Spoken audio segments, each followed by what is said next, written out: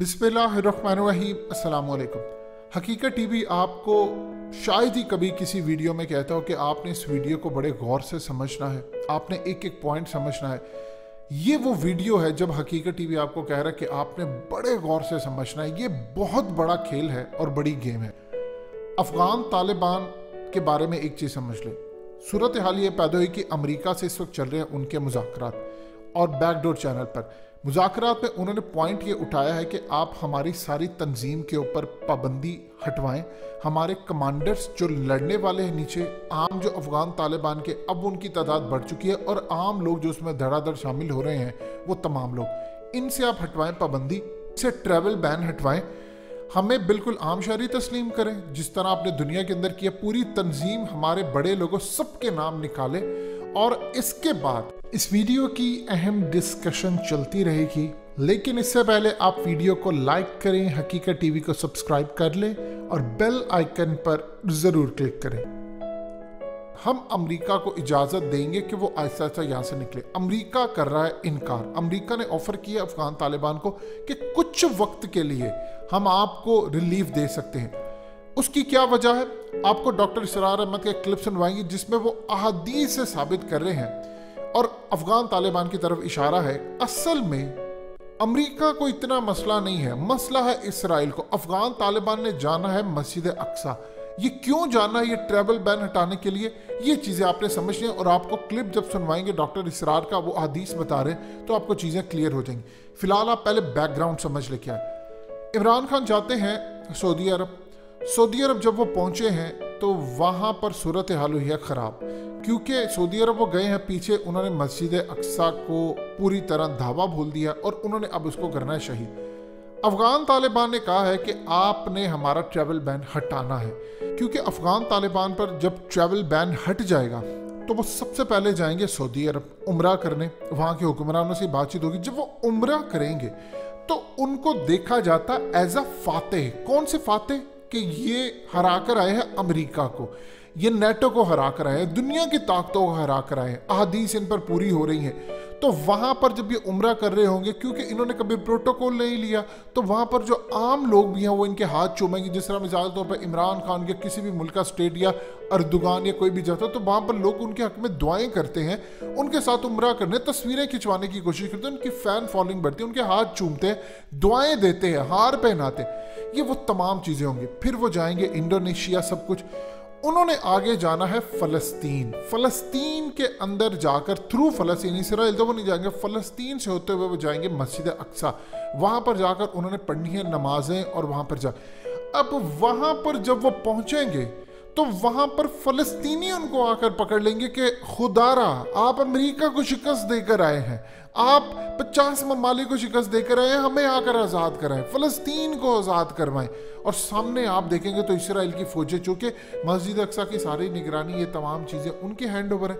वहाँ पर इसराइल की फ़ौजें खड़ी होंगी और वहाँ पर फ़लस्तीन के लोग उनके हाथ चूमकर उनको दुआएं दे रहे होंगे और ये मनाजिर वीडियो में रिकॉर्ड होकर सारी दुनिया में जा रहे होंगे। आप ये देखिए, शाम के अंदर जब सूरत हाल ख़राब हुई तो अफगान तालिबान ने वहाँ पर धमकी दी कि आप मुक़द्दस हस्तियों के मज़ारात को, इन चीज़ों को आप तबाह करें, हम आपको छोड़ेंगे नहीं।